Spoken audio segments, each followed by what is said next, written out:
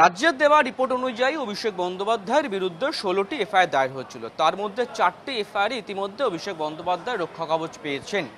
12টি এফআইআরে তাহলে কি হবে সেই বিষয়ে অভিষেক বন্দ্যোপাধ্যায় তিনি সমস্ত মামলার ক্ষেত্রে প্রোটেকশন চেয়ে মামলা ফাইল করেছেন বা ক্যান অ্যাপ্লিকেশন ফাইল করেছিলেন। সেই মামলায় আজকে দীর্ঘ শুনানি হয়েছে, শুনানি শেষ হয়েছে, রায়দান স্থগিত রেখেছে।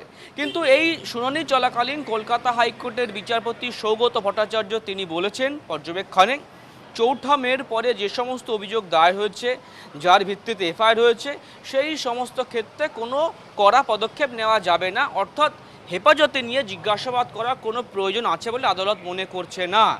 ঘটনাচক্রে সবকটি এফআইআরই কিন্তু 4 মের পরে হয়েছে, তাই 12টি এফআইআরের ক্ষেত্রেই অন্তর্বর্তী একটা প্রোটেকশন দেওয়ার পর্যবেক্ষণ কলকাতা হাইকোর্ট জানিয়েছেন।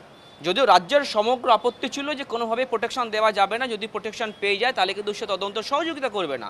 আদালত এক্ষেত্রে বলেছে যদি তদন্ত সহযোগিতা না করে তাহলে আদালত এসে জানাবেন, আদালত পরবর্তী পদক্ষেপ নেবে।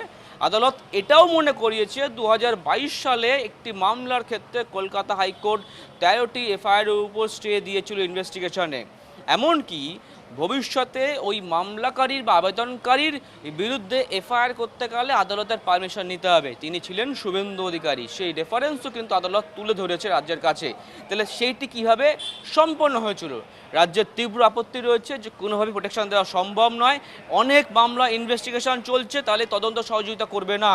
আদালত এটাও বলেছে যে শর্ত দেওয়া হবে, অবশ্যই তদন্ত সম্পূর্ণ সহযোগিতা করতে হবে, যাতে অভিষেক বন্দ্যোপাধ্যায় সহযোগিতা করেন, কারণ তদন্ত তো আটকে রাখা চায় না, তদন্ত শুরু হয়েছে, এই পর্যায়ে তদন্তে কোনোভাবে হস্তক্ষেপ করবে না আদালত। শুধু হেফাজতে নিয়ে জিজ্ঞাসাবাদ করা যাবে না, এই বক্তব্যটি আদালত বলতে চাইছে। এখন সেটা ফাইনাল হয় কিনা বা সেটাই রায়দান হয় কিনা আগামী 25 তারিখ বোঝা যাবে। আগামী 25 তারিখ এই মামলা রায়দান করবে কলকাতা হাইকোর্ট।